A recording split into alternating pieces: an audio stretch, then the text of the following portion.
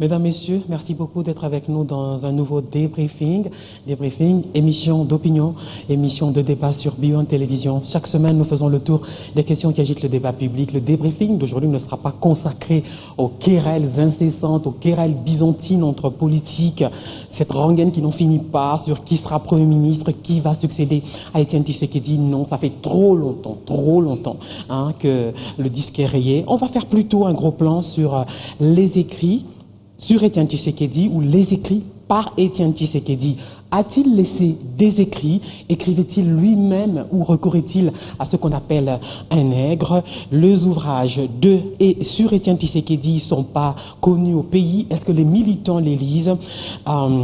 Il y a aussi cette question, en quoi se résume sa pensée politique? On connaissait le peuple d'abord, ensuite prenez-vous en charge, mais ça c'est Laurent Désiré Kabila. Aujourd'hui, le dernier livre d'Étienne Tshisekedi s'appelle Le peuple d'abord, le combat de toute une vie. Alors, on s'est longtemps interrogé sur ces relations controversées avec Mobutu, puis avec Kabila père, ensuite Kabila fils. Quelles sont les véritables raisons de son divorce avec Mobutu? Je vais en parler avec un homme qui a préfacé son dernier livre, Maître Dieudonné Ilunga Mpunga. Il est avec nous.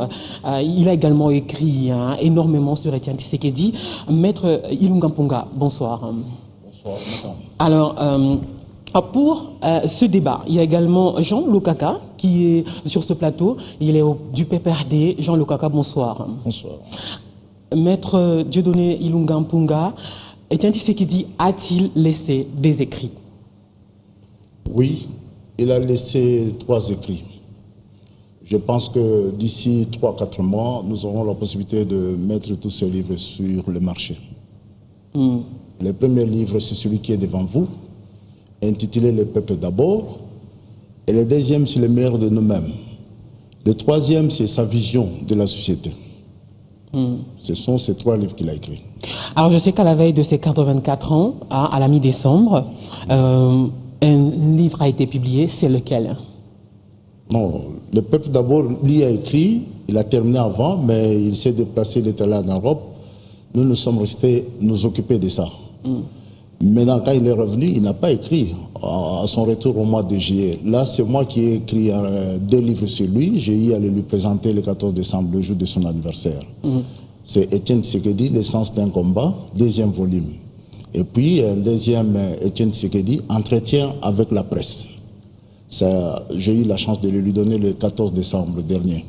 Alors, les ouvrages sur Étienne Tshisekedi ne sont pas connus au pays, Jean Lokaka. Est-ce que vous avez lu Étienne Tshisekedi? Je vous remercie infiniment. Nous avons lu Le feu patriarche Étienne Tshisekedi, que son âme repose en paix. Il a fait un combat noble dans la République pour l'orientation de la vie publique, la prise en charge, pour ne pas paraphraser M. Laurent Désiré Kabila. Ce sont les combats de valeurs de la gauche, c'est-à-dire la gauche dans le bien-être collectif. Et ce sont des combats qui ont donné une émergence et à l'éveil de la conscience nationale. Et donc c'est vraiment des missions nobles pour la refondation de toute une société, l'orientation d'une vie publique, le respect de la personne humaine. Alors comment ça se fait que ces livres sur Étienne Tshisekedi ne sont pas connus au pays? Bon, il faut dire que lui-même aurait souhaité que nous terminions avec le dialogue. Une fois le dialogue terminé, nous passons à l'étape de la réconciliation. À ce moment-là, nous pouvions présenter ces livres. Tel était son souci. Malheureusement, il nous a quittés. Au total, il y en a quoi? Plus d'une demi-douzaine? Non, je parlais de 3 livres. 3 livres que lui-même a écrits? Oui. Vous-même, vous avez écrit une demi-douzaine de livres? Non. Il a écrit ça lui-même. Les 2 autres, c'est écrit sous ma direction. Les 2 autres livres-là, c'est écrit sous ma direction. Il y a un qui peut sortir à la fin de ce mois de mars. Là, c'est sous ma direction. Mais le premier, il a écrit lui-même. Il m'a fait seulement l'honneur de le préfacer. Ok. Alors, le premier livre, il était sorti quand? Le premier est sorti en 2015. On attendait le vernissage. Mais nous l'avons déjà vendu à un grand nombre de gens. Donc nous ne pouvions pas continuer à le vendre de façon informelle. Nous attendions une occasion pour le vendre, pour le présenter d'abord officiellement et le vendre de façon normale. Alors, la sortie officielle, ça sera quand, le vernissage? En principe, c'est la famille qui s'en occupe. Comme nous sommes endeuillés, personne ne peut demander à la famille de présenter cet ouvrage. Moi, j'ai eu la charge, j'ai eu une obligation morale de présenter ces livres en tant que biographe et préfacier. Une fois le deuil aura pris fin, la famille va s'en charger pour le vernissage. Alors, il y a également des écrits sur Laurent Désiré Kabila, quasiment avec les mêmes titres, Le peuple d'abord et Prenez-vous en charge, Jean Lokaka. Oui, ce sont des écrits nobles. Ces écrits de l'autoprise en charge de Famouzé Laurent Désiré Kabila, le fondement de la gauche démocratique en RDC se fonde sur le peuple, sur les valeurs, la liberté, la démocratie, l'égalité. Mais ce qui est important, que les acteurs politiques, les chercheurs aient une idée de matérialiser toutes ces recherches politiques engagées pour la République. L'essentiel maintenant, c'est la promotion de tous ces ouvrages. Parce que c'est bon de parler après la mort, mais dès le vivant, il y a lieu de faire les publications. Je vis quelques ouvrages, j'ai entré avec l'Harmattan. C'est une grande maison d'édition et l'Harmattan doit faire un effort avec tous ces chercheurs de publier. Parce que mettre ces ouvrages à la portée des Congolais va donner une idée sur des débats scientifiques et de vérifier l'authenticité de tous ces écrits, des valeurs, des correspondances. C'est-à-dire sur le plan éthique, c'est normal, mais il y a lieu de revaloriser les traits congolais aussi. C'est important pour commémorer les mémoires de tous les aïeux, le père fondateur de la pensée de la gauche congolaise, M. Laurent Désiré Kabila, et puis le feu Etienne Tshisekedi. C'est au niveau du renouvellement de la pensée de tous les Congolais qui concourent ces acteurs, de tous ces chercheurs, d'avoir une idée, de promouvoir l'essence des combats pour ne pas faire de ces combats des combats de vie morte. Alors, le peuple d'abord, le combat de toute une vie. Ce livre d'Etienne Tshisekedi lui-même reprend donc des extraits de ses interviews, ses meetings, ses discours, ses lettres, etc., etc. En fait, tout ce qui lui a permis de mettre en cause les régimes Mobutu, Kabila père, Kabila fils. On va commencer par le dernier chapitre. Et il y a sa prestation de serment du 23 décembre 2011. C'est le dernier chapitre. Non seulement lui, le peuple a cru que celui qui a été élu, à ce titre-là, il devait prêter serment. Et il devait le faire d'ailleurs à la place publique, au stade. Mais on l'a empêché de le faire. Et il l'a fait de façon symbolique chez lui. C'est lui à la maison? Oui, à la maison. En clair, c'est une prestation de serment que vous aviez contestée, que vous continuez à contester? Pas contesté, mais en termes de la gestion d'État, d'une manière générale. Une prestation des serments respecte un certain nombre de mécanismes institutionnels, et ce qui n'a pas été le cas. Alors, dans le cas échéant ici, c'est un cas privé qui, par l'adhésion populaire de la masse qui concourt le leader, il peut avoir une connotation naturelle pour eux. Mais pour des raisons d'État, l'essentiel serait le respect de l'éthique égalienne de l'État congolais. Et là, nous ne pouvons pas, à ce titre, qualifier déjà une prestation de serment du pouvoir d'État en RDC. Il écrit ceci: ma prestation de serment a été contrecarrée par un impressionnant déploiement des militaires et policiers qui ont quadrillé le périmètre concerné. La foule a été dispersée à coups de gaz lacrymogène et tirs de balles en l'air. Oui, je remercie les contradicteurs, ils raisonnent bien, mais il faut savoir que Tshisekedi joue le rôle de maître ici. En tant que père de la démocratie, il est en train de montrer qu'il faut avoir la tolérance. Mais la vérité est ailleurs. Pour preuve, on a mis trop de militaires à gauche, à droite. S'ils savaient qu'ils n'étaient pas élus, personne n'irait déranger le stade des martyrs. Donc ici, nous faisons, sur le plan de l'histoire, nous faisons un effort. Disons, Etienne est en train de faire un effort que la classe politique, le peuple congolais, puisse quitter la société qu'on appelle la jungle, où la loi du plus fort est la meilleure. Celui qui a les armes, celui qui doit avoir nécessairement le pouvoir. Lui veut nous amener dans une société de culture, où c'est les textes, où la vérité, la transparence, toutes ces valeurs universelles doivent devenir une réalité au Congo. Mais comme les forces de l'obscurité sont encore fortes, il a accepté de le faire chez lui à la maison. Mais la vérité, elle reste. Aujourd'hui, le président Tshisekedi est mort. Il y a des gens qui ont déposé des gerbes de fleurs comme président légitime du Congo. Donc, des personnalités politiques belges, notamment. Oui, ça montre que l'histoire est têtue. Comme Galilée avait dit, la vérité est le fruit du temps et non de l'autorité. Celui qui a la force, il peut prendre le pouvoir. Mais c'est la jungle. Et c'est d'ailleurs, ça ne commence pas aujourd'hui, c'est depuis 1960. La guerre qui a existé avant l'indépendance entre les conservateurs et les progressistes. Les conservateurs, ce sont des marionnettes qui arrivent au pouvoir au service de quelqu'un ou de forces multinationales. Mais Étienne est en train de faire tout pour nous amener dans la phase progressiste. Où l'homme, comme le contradicteur a dit, l'homme trouve sa valeur. Mais nous ne pouvons pas vivre comme des animaux. Celui qui a la force prend le pouvoir, même s'il n'a pas été élu. Là, il nous a laissé des leçons que les gens apprendront, la postérité apprendrait. Hein? Parce que on peut être au pouvoir, mais sans avoir une certaine légitimité. Or, chez nous, on se réfère toujours à la légalité. Comme il dit, il faut les conditions. Mais du point de vue de légitimité, on est toujours à côté. Je crois que c'est ça. Alors, il y a également ce chapitre sur la fin de la campagne électorale et son retour à Kinshasa en provenance de Matadi. Il n'avait pas pu atterrir à l'aéroport de Ndjili. Il l'a fait à l'aéroport de Ndolo après moult tergiversations. Et là, il écrit ceci: la mobilisation au sein des fédérations quinoises était totale. Pour m'accueillir lors de mon retour de Matadi, je devais atterrir à Ndjili au début de l'après-midi du 26 novembre, mais je vais sauter un peu. Le commandant de l'aéroport de Ndjili est accusé par l'UDPS et par moi-même d'avoir tenté de provoquer un accident d'avion lors de mon retour dans la capitale. En fait, on l'avait empêché d'atterrir à Ndjili. C'est ce que lui a dénoncé notamment tout à l'heure. C'est celui qui a les armes, c'est celui qui a l'armée qui est le plus fort, qui fait la loi. Non, madame, la question fondamentale serait, pour lui, c'est de requalifier le concept de base du départ. Comme écrivain, il y a des faits qu'il faut affirmer sur le plan social, sociologique, ce qu'on a vécu.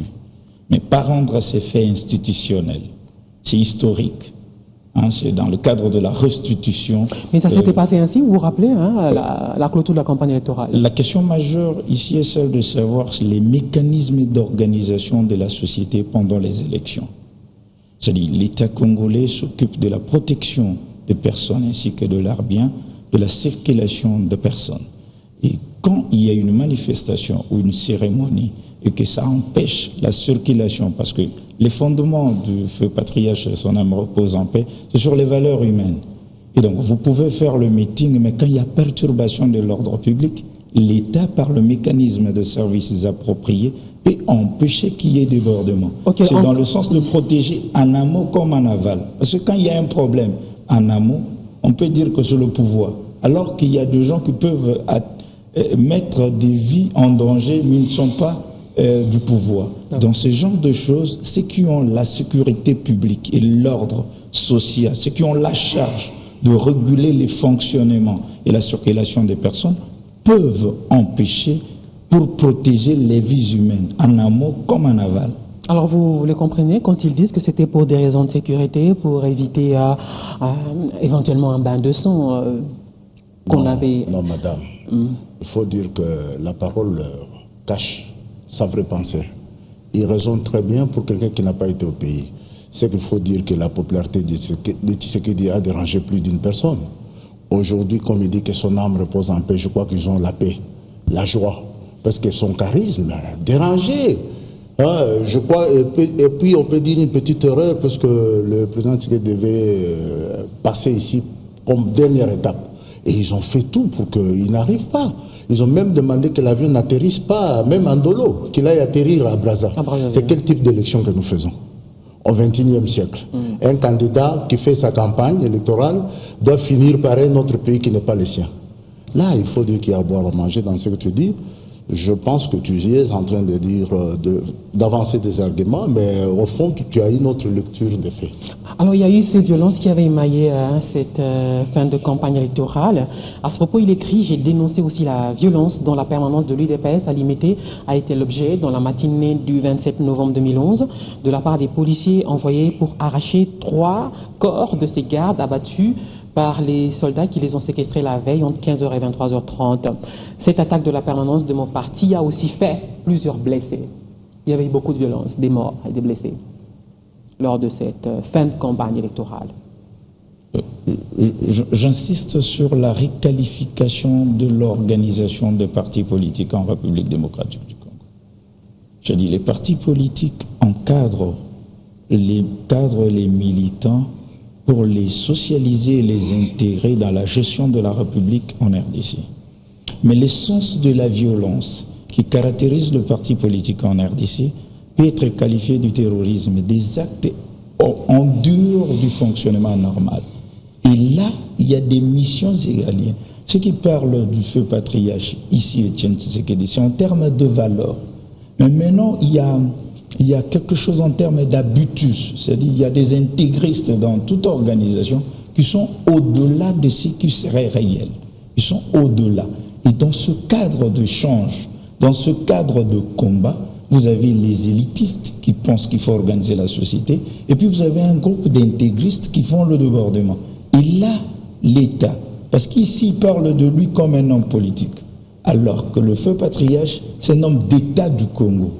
Donc, paix à son âme, pour que l'âme se repose. On est africain, et c'est naturel que c'est un baobab, mais il n'est pas opposant dans ce sens. C'est un homme d'État, un ancien ministre, un ancien Premier ministre. Il a été à l'École nationale de l'administration en RDC, qui a formé les gens ont eu le pouvoir qui était ici, le fameux Laurent Désiré Kabila.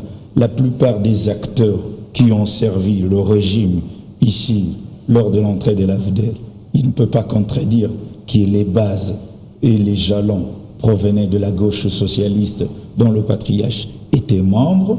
Donc il ne peut pas faire des contradictions parce qu'il y avait des anciens qui ont fondé ce pouvoir. Mais il y a une éthique de responsabilité, des formations, des socialisations pour la protection de la vie humaine. Alors, si je comprends bien, ces violences sont imputées aux combattants, aux militants de l'UDPS?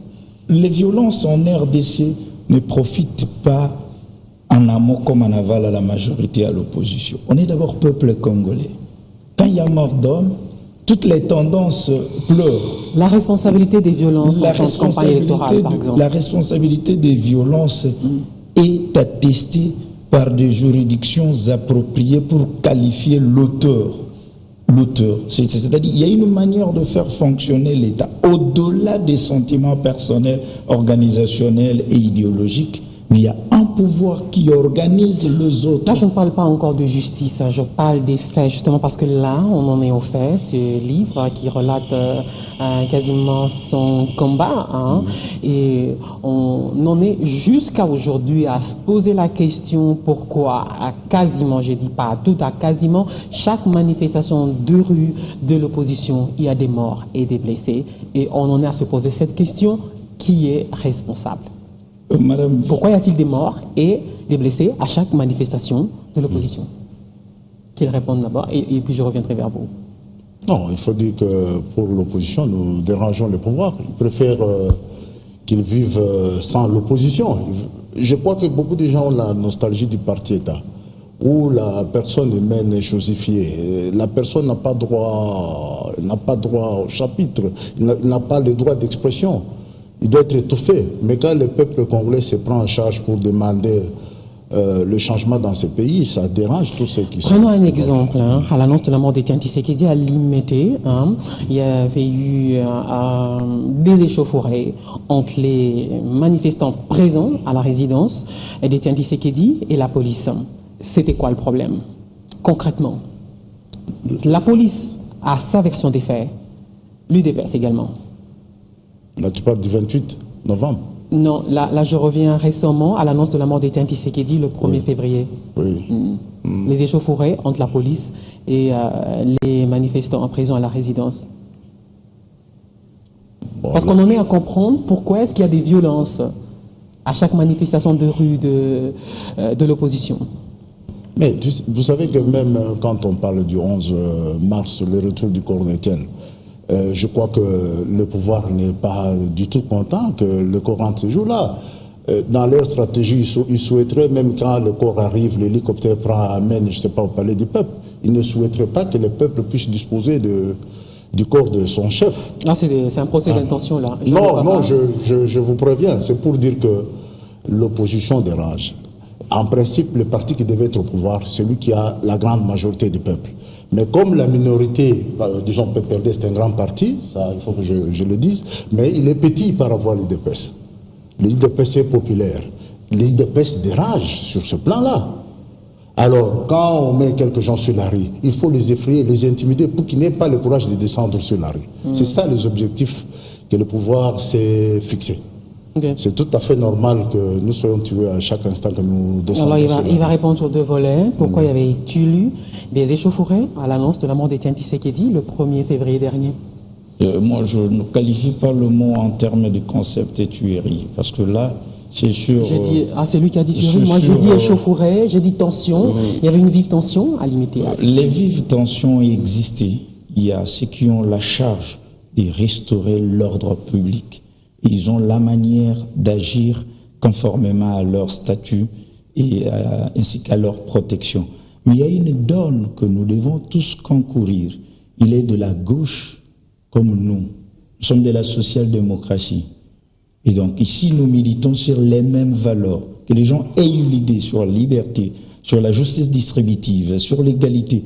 Tout est centré sur le peuple, l'homme. Pour ne pas paraphraser le professeur Henri Mauva sur Ubuntu, la philosophie consacrée sur le bien-être de l'homme. Donc nous sommes tous d'accord. C'est qu'il lutte, nous tous, nous le voulons. Mais il y a des mécanismes d'éjection où il y a des choses qui ne marchent pas. Mais là-dedans, vous ne pouvez pas dire que c'est le pouvoir. Il y a un climat relativement stable. Après la mort d'un géant, les discussions pouvaient s'arrêter pour ceux qui sont sages en Afrique. Parce qu'il n'était pas n'importe quelle personne. C'est un père d'une nation, pas pour vous l'IDPS. C'est un homme d'État de la République qui est parti. Et donc, dans ces cas, tout le monde était à l'unanimité pour que les obsèques se réalisent dans la paix, dans l'ordre et dans la tranquillité. Et là, le rapatriement aura lieu le 11 mars prochain. C'est samedi de la semaine prochaine. Et il appréhende une certaine censure, si je peux l'appeler ainsi. Ça veut dire quoi? Vous dites quoi? Qu'il pourrait y avoir un hélicoptère qui le pique à l'aéroport. De l'aéroport jusqu'au palais du peuple. Pour le parachuter. Et à ce moment-là, on va dire que le peuple s'agite. Parce que c'est notre droit d'accompagner le corps de l'aéroport jusqu'à l'endroit où il devons. Qu'il réponde à ça. Je ne peux pas requalifier ça en termes d'intention, parce qu'il est chercheur. Oui, à l'époque même, l'ouvrage là, souvent quand vous publiez l'ouvrage, vous appelez les scientifiques, il y a des débats. Ceux qui seront contre cet ouvrage peuvent aussi publier la véracité de ces faits. Ce sont des guerres intellectuelles. Et là, les maisons d'édition, les chercheurs, il est éminemment placé pour ce genre de débats, pour requalifier les faits historiques en termes institutionnels et moraux. Mais quant à ce sujet, il y avait d'abord un problème de ce processus dialogique qui va faire chuter par un compromis d'accord. Naturellement, il est parti. Mais il y a un débat familial d'organisation entre Rassemblement UDPS, la famille, le lieu, le culte. C'est tout le monde dans ce genre de débat. Et le pouvoir égalien. Ici, la question fondamentale n'est pas d'ordre idéologique, familial, tribal, entre guillemets, pour ne pas aller dans d'autres mots. La question, c'est raison d'État. L'homme qui nous a quittés, c'est un homme d'État congolais, qui n'appartient pas qu'à l'UDPS. Il appartient à la nation congolaise. Et son corps, paix à son âme, fait le corps d'État.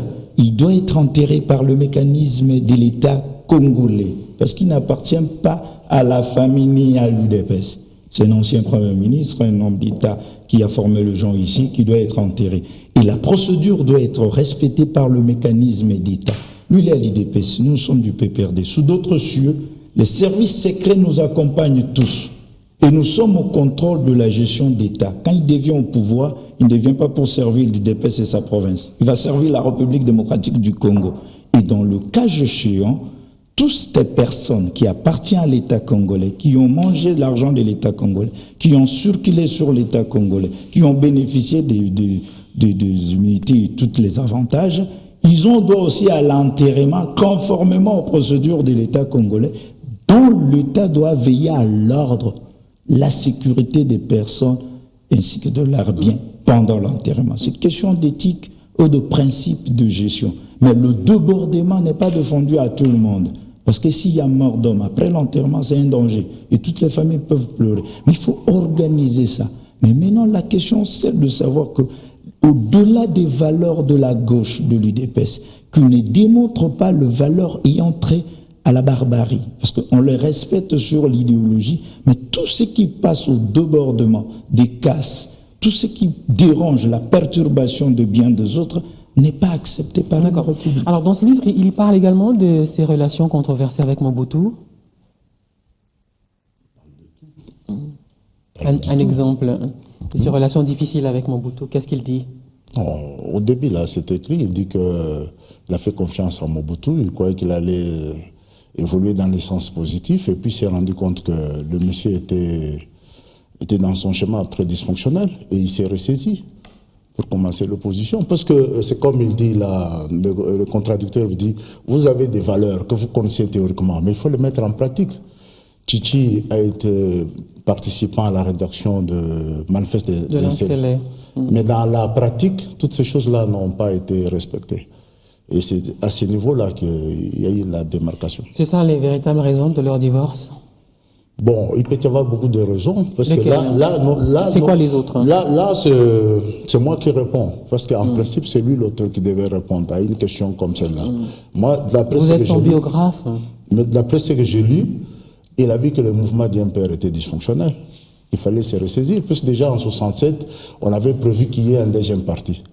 Et lui-même me dit quelque part qu'il fallait du temps pour prendre ce courage de chercher c'est le deuxième parti. Puis ce n'était pas du tout de dire aux Congolais, faites le deuxième parti pour vous opposer à moi. Il fallait que les gens se prennent en charge. Comme nous venions de dire que Kabila, tout le monde parle de la prise en charge. Le peuple c'est pris en charge. C'est pris en charge. Parce que après 15 ans d'indépendance, il fallait faire l'état des lieux. Est-ce qu'il y a une évolution positive?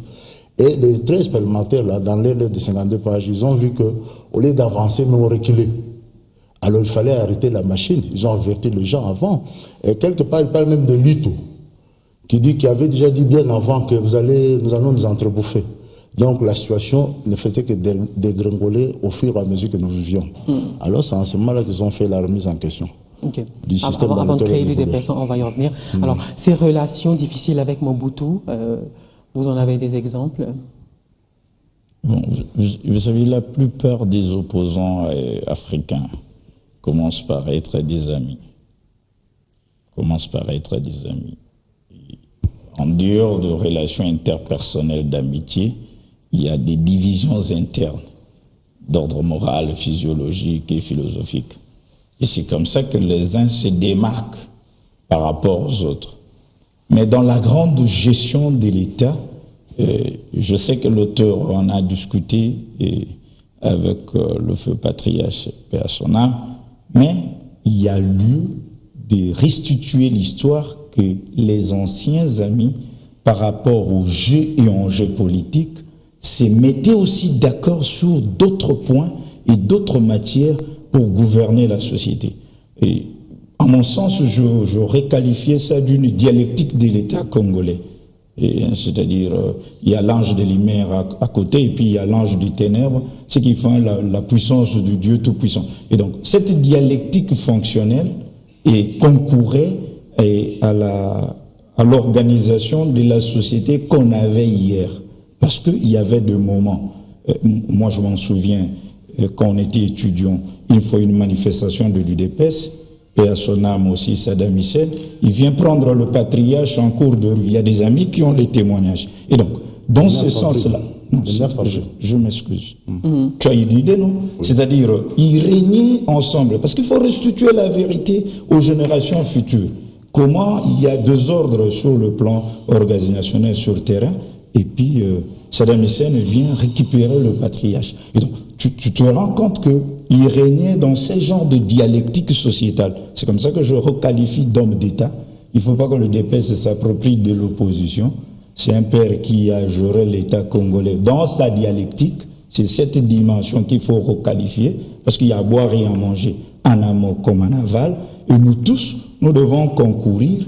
L'essentiel ici serait de restituer ou de requalifier les faits historiques de la République démocratique du Congo par beaucoup de chercheurs qui ne peuvent pas être que ceux qui l'ont côtoyé, pour ne pas abuser, excusez-moi pour le mot, ne pas abuser de la véracité des faits historiques et politiques en RDC. Alors à Mobutu, il lui avait reproché d'avoir violé les manifestes de l'ANCELE. Il lui a également reproché d'avoir violé les décisions issues de la CNS. Et c'était là la rupture, l'ultime rupture. Non, parce qu'il parle de la véracité, il parle vraiment en intellectuel. Il faut qu'on reste avec le pied sur terre. Donc il faut dire que quand il parle de la dialectique fonctionnelle, en 1965, quand Mobutu prend le pouvoir, tous ces gens-là, c'était des compagnons de la révolution. Mais lorsqu'il a commencé à les envoyer à gauche, à droite, ambassadeurs, je crois que c'est un peu ça, à un certain moment, ils se sont sentis frustrés, qu'ils n'étaient pas dans la chose. Il fallait organiser la chose autrement. Parce que quand on vous envoie, vous êtes ambassadeur. Vous savez, le rôle d'un ambassadeur et le rôle d'un collaborateur sont des choses différentes. Donc vous sentez que la personne ne veut plus collaborer avec vous. Il veut avoir l'appareil de l'État seul. Je crois que toutes ces choses-là ont concouru à ce qu'on puisse arriver à l'opposition. Et maintenant, le vrai problème, c'est qu'il ne faut pas oublier les massacres de Katekelai, la création de l'UDPS. Parce que là, le vase a été débordé. Quand on a tué les gens, le manque de respect des droits de l'homme, ça a poussé à ce Jean du Kassai d'écrire leur lettre. D'abord une lettre de 4 personnes, et puis la lettre de 52 pages. Donc l'opposition est justifiée par tous ces éléments, qui sont passés avant la lettre de 52 pages. C'est cette lettre-là au gouverneur du Kassai? Non, la première lettre, ça c'est une lettre personnelle. Mais après, il y a eu une lettre de 4 personnes. Après, c'est là la lettre de 13 parlementaires. Oui. C'est celle-là, d'ailleurs, qui est la base de cette démocratie. Mais je dis en aval ou en amont, Mabia Kalanda avait déjà dit ça bien avant, ancien, aussitôt que les Tshisekedi sont arrivés au pouvoir, il a parlé de la remise en question, base de la décolonisation mentale. Donc quand vous lisez la lettre de 52 pages, c'est une réponse à la lettre de Mabia Kalanda. Donc il y avait tout intérêt que les 13 puissent s'engager sur cette voie-là, pour que nous arrivions là où nous en sommes aujourd'hui. Alors comment il a pris le déclin du régime de Mobutu? Non, ça c'était normal. Ça c'était normal. Mais lui, il savait que la vérité va triompher. Et Mobutu tenait à quoi? C'est au système néocolonial. Quand la fin de la guerre froide arrive, Mobutu ne devait que tomber. Il n'était plus utile à ces deux blocs qui se battaient. Quand il n'y a plus la guerre entre le bloc Est et Ouest, Mobutu était au service de l'Occident. D'ailleurs, dans mon livre aussi, j'ai expliqué qu'il y a un député belge qui le considérait comme un membre du personnel de la politique belge et qui jouait un rôle qu'aucun chef contemporain n'a joué. À ce titre-là, Mobutu, sa mission était finie. C'est comme ça qu'il a fait la fin du parti-État. Mais il n'a pas voulu sortir par la grande porte. Malheureusement, 7 ans après, il est parti. Alors, ces relations également difficiles avec Laurent Désiré Kabila, vous les expliquez comment?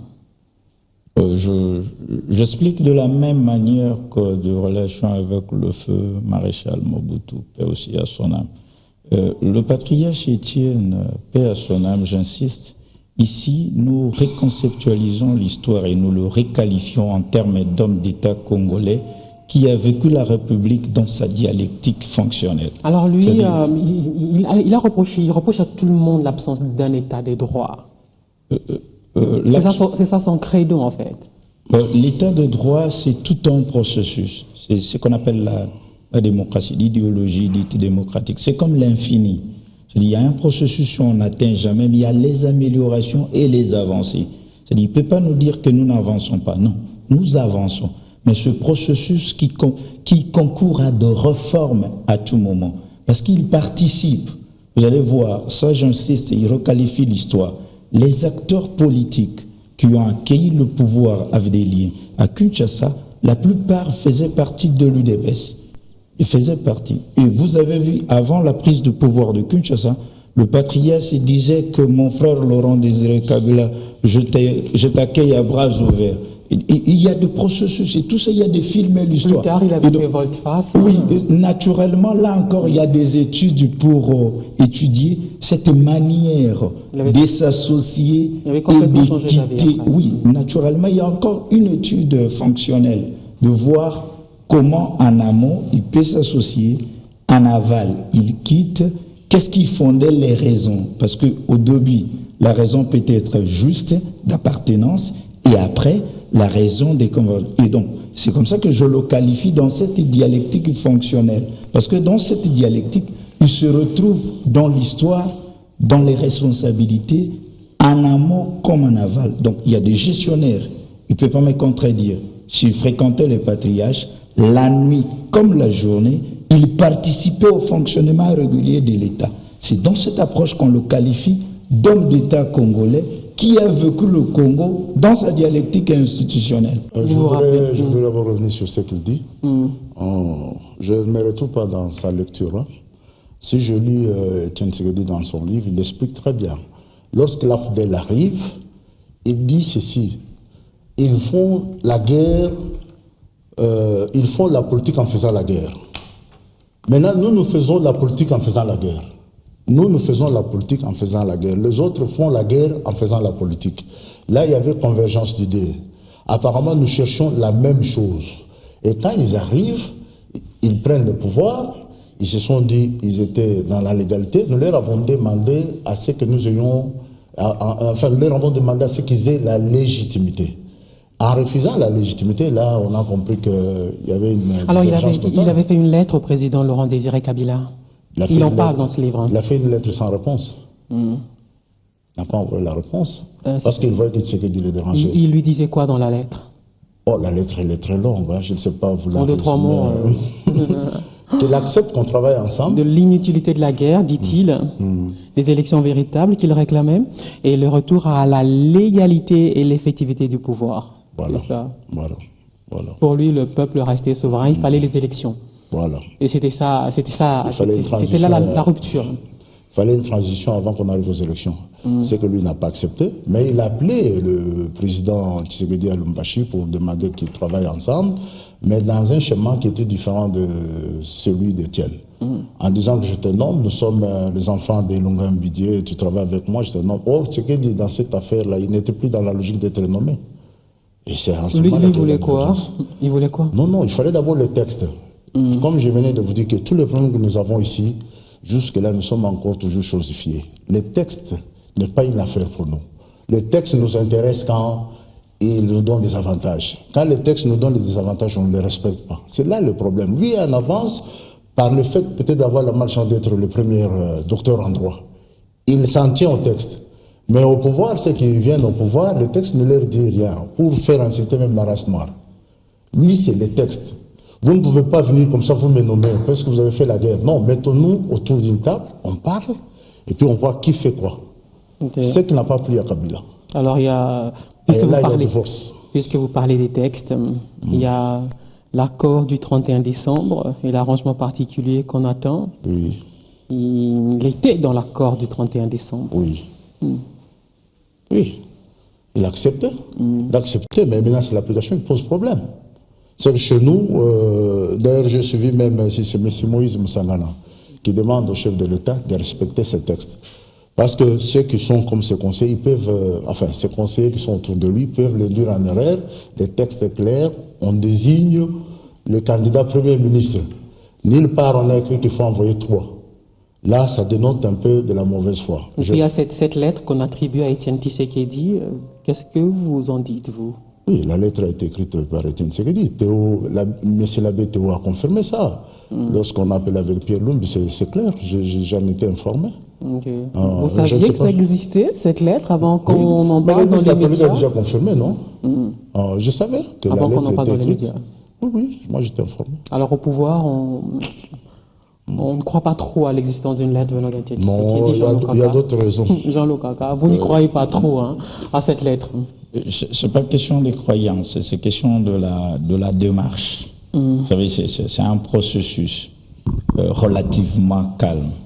Il y a eu un temps mort pour respecter la mémoire du patriarche, que son âme repose en paix, même s'il refuse ça pour d'autres raisons. C'est la 100e fois que vous dites ça.